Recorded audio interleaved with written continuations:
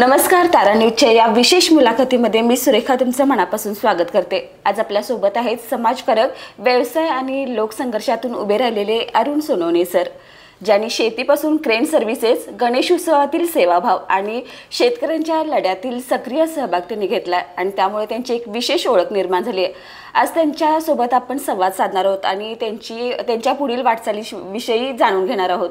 तर नमस्कार सर। नमस्कार। तारा न्यूजमध्ये तुमचं मनापासून स्वागत। सगळ्यात प्रथम सर, आपल्याला सामाजिक कार्याची प्रेरणा कुठून मिळाली? सामाजिक कार्याची प्रेरणा जर म्हणत असाल तर माझ्या जसं तारुण्यात आलो, वयाच्या 18-20 वर्ष 18 पूर्ण झाल्यानंतर, तसं आमच्या समाजात मला डॉक्टर विश्वनाथ गायकवाड साहेबांनी आमच्या वीर काका समाज जो आहे जवाहरनगर आणि आझाद चौक वगैरे आम्ही कोल्हापुरात जो कार्यरत राहतो त्यामध्ये मला स्वीकृत संचालक म्हणून घेतलं।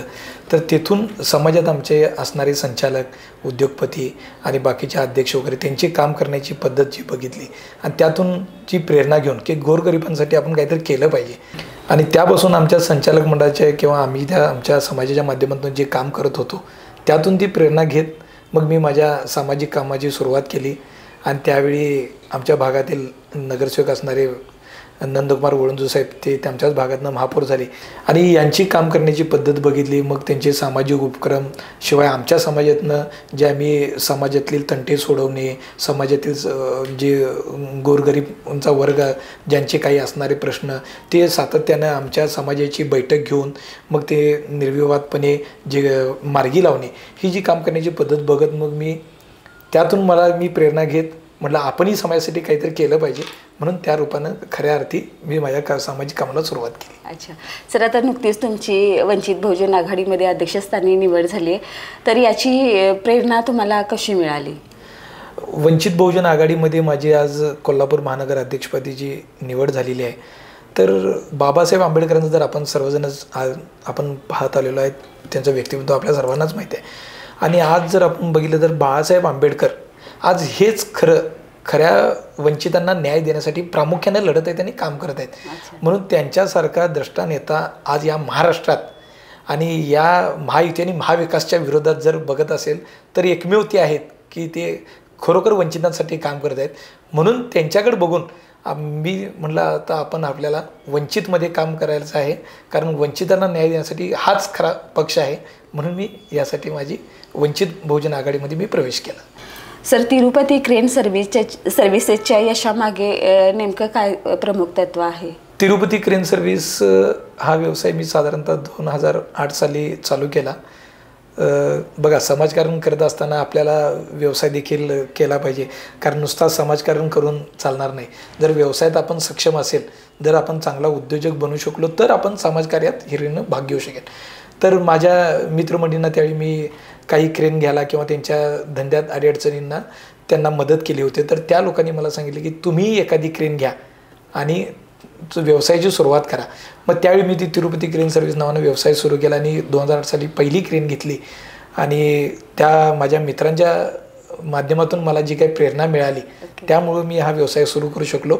आणि त्यासाठी स्वतः खरं तर माझ्या वडिलांनी, माझे वडील 2009 साली मयत झाले, पण त्यांनी मला खूप यासाठी प्रेरणा दिली की तू ठीक आहे। त्यावेळी त्या क्रेनची किंमत 25 ते 27 लाख रुपयाच्या घरात होती। त्यावेळी मला त्यांनी अगदी कशाचाही विचार न करता ठीक आहे तू घे, मी तुझ्या पाठीशी आहे, म्हणजे अगदी कशाचाही अनुभव नव्हता तरीसुद्धा ती आम्ही क्रेन घेतली आणि या धंद्यात सुरुवात केली। गणेश विसर्जनाच्या वेळी तुम्ही क्रेन सेवा जी पुरवताय त्यामागच्या भावना काय आहेत नेमक्या? गणेश उत्सवासाठी क्रेन सेवा पुरवत असताना मला एक विशेषता जाणून आलं, कारण आपल्या कोल्हापुरात गणपती उत्सव फार मोठ्या प्रमाणात चांगलं, कोल्हापुरात असं नाही महाराष्ट्रात सगळीकडे होतो, पण गणेश मूर्तींचं विसर्जन करताना जर आपण बघितलं तर ते फार दुःखदायक आणि आपल्याला फार असं मनाला वेदना येणाऱ्या गोष्टी आहेत। कारण मोठ्या मूर्ती ज्या महापालिका आपण रंकाळा खंडीवर जर पाहत होतो की तिथं विसर्जन करताना तिथं JCBच्या साहाय्याने त्या ढकलून खंडीमध्ये विसर्जित करत होते। मग मी हे कुठं तर मूर्तीची विटंबना किंवा मूर्तीला जी दुखापत होते हे मला चैन पडत नव्हतं। मग त्यासाठी मी क्रेन सर्व्हिस तिथं पुरवायला सुरुवात केली। मी महापालिकेच्या अधिकाऱ्यांशी कोऑर्डिनेशन करून महापालिकेच्या अधिकाऱ्यांना विनंती केली की मी तिथं माझ्या क्रेन सर्व्हिस पुरवत आहे आणि मला गणेशोत्सवाच्या मोठमोठ्या गणेश मूर्ती पाण्यामध्ये विसर्जन करण्यासाठी आम्ही ते मोफत देत आहोत. मग असं आम्ही 2-3-4 वर्ष काम करत राहिलो. मग त्यानंतर ते महापालिकेला देखील कुठं तर वाटलं की नाही तिरुपती क्रेन सर्व्हिसचं योगदान चांगलं आहे, तर ह्यासाठी आम्ही आमच्या प्रमाणात काहीतरी महापालिकेकडून ना नफा ना तोटा यावर मदत करू आणि तुम्ही त्याप्रमाणे ते आहे तसं कार्य कायमस्वरूपी चालू ठेवा. कोल्हापूर विमानतळ बाधित शेतकऱ्यांचा लढा उचलून धरताना तुम्हाला कोणकोणत्या अडचणींचा सामना करावा लागला? कोल्हापूर विमानतळ भूसंपादनमध्ये बाधित शेतकऱ्यांचं काम करत असताना बऱ्याच अडचणी निर्माण झाल्या. शेतकऱ्यांना त्यांच्या हक्काची जमीन शासन घेत असताना त्यांना प्रलंबित दिवाणी न्यायालयांमुळे जे प्रस्थापित असणारे वादांमुळे त्यांना त्यांच्या जमिनी खरेदी होऊ शकत नव्हत्या. त्यावेळी मग त्या सर्व लोकांनी ज्यांनी दावे दाखल केले, ज्यांचे वाद आहेत, त्या सर्व लोकांच्या रात्री 11-11 वाजेपर्यंत बैठका घेऊन त्यांचे वाद मिटवणे. मग काही वाद ते आर्थिक स्वरूपावर आले, काही वाद हे तात्विक आले, तर काही वाद हे भावकीचे आले. हे सगळे वाद सोपस्कार मिटवत मग ते आम्ही त्या संपादनात आम्ही यशस्वी होऊ शकलो आणि शेतकऱ्यांच्या जमिनी खऱ्या अर्थाने त्या परत शासनाला म्युच्युअल कन्सेंटनं खाजगी वाटाघाटीने देऊ शकलो. पण त्यामध्ये आम्हाला बरीच मोठी तडजोड करावी लागली. तुम्ही आता स्वतःच्या खर्चातून शेतकऱ्यांना मदत केला असं बरेचदा ऐकायला मिळाले, तर याचा एखादा अनुभव शेअर कराल का?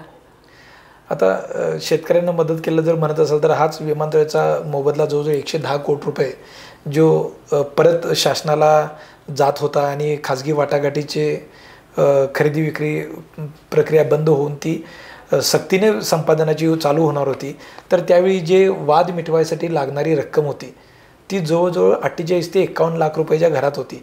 तर आम्ही शेतकऱ्यांची बैठक घेऊन काही आम्ही प्रत्येकाच्या हिश्श्याने तशी निधी गोळा करायला सुरुवात केली, पण ती जमणारी रक्कम फार तोकडी होती. मग त्यावेळी ते कुठंतरी ते शेतकऱ्यांचंही नुकसान होऊ नये म्हणून मी माझी त्यात भरीव मदत केली आणि हा वाद मिटवून घेतला. अच्छा, तर व्यवसाय, शिक्षण आणि समाजकारण याचा समतोल सर तुम्ही कसा राखताय? व्यवसाय ज्यावेळी चालू केला त्यावेळी मी सिव्हिल इंजिनिअरिंगमध्ये द्वितीय वर्षात शिकत होतो न्यू पॉलिटेक्निकमध्ये. पण तो क्रेन घेतल्यानंतर नवीन व्यवसाय होता आणि नवीन व्यवसाय असताना बऱ्याच अडचणी येत होत्या की क्रेन धंद्यात काम मिळवणं, काम करणं आणि परत ते केलेल्या कामाचे पैसे वसूल करणं हा मोठा चांगला म्हणजे एक खडतर प्रवासच म्हणावा लागेल की ती चांगली मोठी एक गोष्ट होती. आणि हे करत असताना मग शिक्षणाकडे दुर्लक्ष झालं. मग परत आता शिक्षण घ्यायचं होतं म्हणून मी परत कोरोनाच्या काळात परत शिक्षण 2008चं शिक्षण मी 2022मध्ये परत कंटिन्यू केलं आणि परत पुन्हा 2023मध्ये मी सिव्हिल इंजिनियर झालो. आणि अशा पद्धतीनं व्यवसाय करत करत शिक्षणही पूर्ण केलं आणि आता मी सिव्हिल इंजिनियर देखील 2022 साली पासआउट झालेलो आहे. अच्छा, तुम्ही सुरू केलेला आदिती क्रेन सर्व्हिसेस याच्या मागचा विचार नेमका काय होता?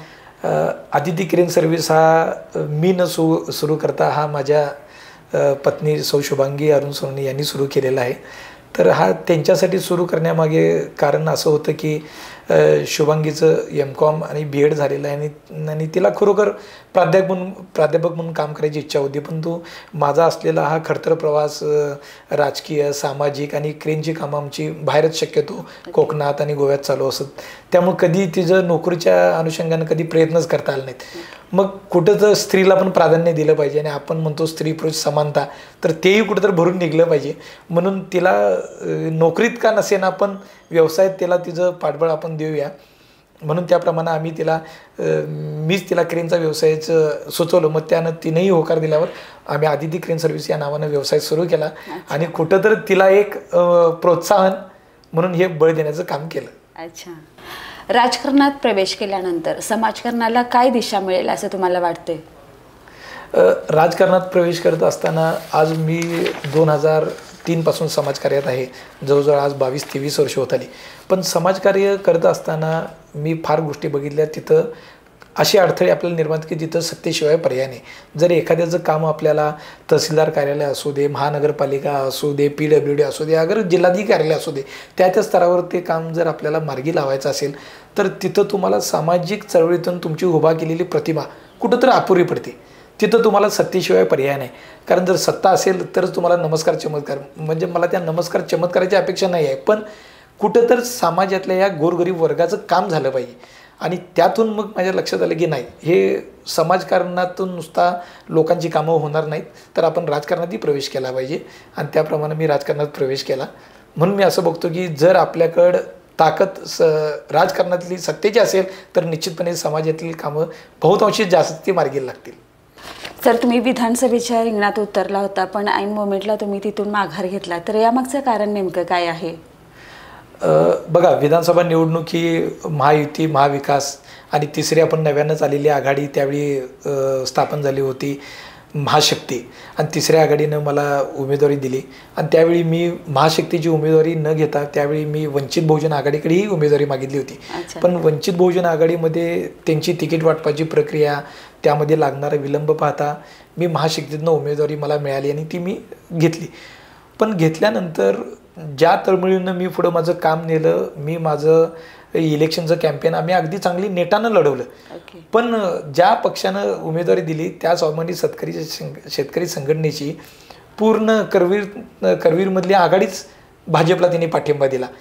जर देणाऱ्या ते आपल्याला जो पक्ष तिकीट देतो त्या पक्षाचीच ताकद जर आपल्यावर नसेल तर पुढे निवडणूक लढवण्यात काही अर्थ नाही असं मला वाटलं.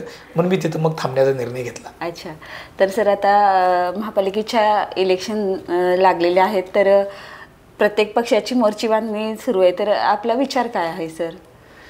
प्रत्येक पक्षाची आता मोर्चेबांधणी चालू आहे, ज्या त्या पक्षांनी मेळावे घेतलेले आहेत. आम्ही देखील आज माननीय बाळासाहेबांनी वंचित बहुजन आघाडीचं मला कोल्हापूर महानगर अध्यक्षपद दिलेलं आहे, माझी निवड केलेली आहे.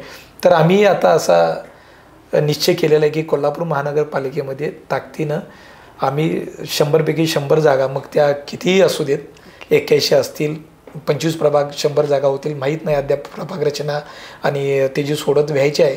तर ज्या कितीही असतील त्या आम्ही स्वतः ताकदीनं लढवण्याचा आमचा मानस आहे आणि त्यात आम्ही कुठेही कमी पडणार नाही असं मला वाटतं. अच्छा, तर सर आपलं नेमकं व्हिजन काय असणार आहे यावेळी? व्हिजन बघा, कोल्हापुरात आता प्रामुख्याने जर प्रश्न तर बरेच आहेत, पण कोल्हापुरात आज आपण बघतोय सर्किट बेंचचा प्रश्न आहे, तो कुठं जर मार्गी लागतेला दिसत असेल तर त्याप्रमाणे सर्किट बेंचसाठी येणारा आपल्या इथं जनसमुदाय, पण त्यासाठी आपले कोल्हापुरातले रस्ते सक्षम आहेत का? दुसरं, आपल्या इथं युनेस्कोनं जाहीर केलं पन्हाळा आपल्या इथं युनेस्कोच्या यादीमध्ये गेला, तर त्यामध्ये नुसता युनेस्कोच्या यादीत गेला म्हणून तर पन्हाळ्याचा विकास होणार आहे का? तर तसं नाही. तर पन्हाळा आपल्याला पूर्णपणे विकसित करण्यासाठी आणखी काय करता येईल? आता ठीक आहे, पन्हाळा महापालिकेत येत नाही, पण शेवटी तो कोल्हापूरचाच एक भाग आहे. तर त्या पद्धतीनं कोल्हापुरातले रस्ते चांगले असले पाहिजेत. कोल्हापुरातल्या झोपडपट्टी वासियांचा प्रश्न आहे की अजूनही त्यांना झोपडपट्टी ते राहतात, त्यांना त्यांची जागा खरेदी करून दिलेली नाही, तर त्यांनाही त्यांच्या हक्काचं घर मिळालं पाहिजे. आणि दुसरा आपला बघतो जर आपण कोल्हापूरचा पाण्याचा प्रश्न, करोडो रुपये खर्च झाले, करोडो रुपयांनी खर्च होऊन सुद्धा आज आपल्याला पाणी मिळत नाही, हे फार दुर्दैवाची गोष्ट आहे. तर ते कुठं तर थांबलं पाहिजे आणि नियमित कोल्हापूरला पाणी पुरवठा झाला पाहिजे. आणि ह्या सगळ्याच्या अजून जर आपण प्रश्न बघायला गेलो तर आज कोल्हापूरची जी पॉप्युलेशन वाढत आहे, आज उत्तरमध्ये बघतो तर आपण तिथं रेड झोन एरिया फार मोठ्या प्रमाणात आहे, तर कोल्हापूर वाढत आहे हे दक्षिणच्या हिशोबाने वाढत आहे. म्हणून आपण कोल्हापूर 2 ही संकल्पना डोक्यात ठेवून कोल्हापूरचा जो विकास होत आहे, जी कोल्हापूरची पॉप्युलेशन वाढते, त्यासाठी ठोस काय केलं आणि आपण काय करणार आहे, ह्याबद्दल आम्ही वंचित बहुजन आघाडी म्हणून एक चांगल्या पद्धतीनं दृष्टिकोन ठेवून हे चांगले असे मोठे मुद्दे घेऊन आम्ही उतरणार आहोत आणि त्यासाठी त्यांना प्रामाणिक प्रयत्न देत आम्ही कॅम्पेन करणार आहोत. सर, तुमच्या अनुभवाने आजच्या तरुण पिढीला काय संदेश द्याल? माझ्या अनुभवातून मी तरुण पिढीला इतकंच सांगेन, सर्वप्रथम तुम्ही शिक्षणात तरबेज झालं पाहिजे, कारण शिक्षण हा असा एक अनमोल ठेवा आहे की ते कधीच तुमच्यापासून कोणी हिरावून घेऊ शकत नाही आणि ते तुम्हाला कधीही उपासमारी घडवून देणार नाही. पहिलं तुम्ही शिक्षण तुमचं अगदी कंप्लीट पूर्ण केलं पाहिजे आणि दुसरं तुम्ही स्वयंरोजगार चालू केला पाहिजे. जर तुम्ही स्वयंरोजगार, भलेही ती शिक्षणातून तुम्हाला नोकरी मिळो वगैरे न मिळो, नोकरी मिळाली नाही म्हणून तुम्ही थांबून चालणार नाही. तुम्ही स्वयंरोजगारावर आपण स्वतः सेल्फ एम्प्लॉयड झालं पाहिजे. जर तुम्ही पहिल्यांदा सक्षम असाल तर तुम्ही समाजासाठी काहीतरी करू शकाल. जर पहिल्यांदा तुम्हीच सक्षम नसाल तर तुम्ही समाजासाठी काय करणार? मग तेथे आपला युवक भरकटतो. म्हणून त्यासाठी पहिल्यांदा युवकांना चांगलं शिक्षण घेतलं पाहिजे.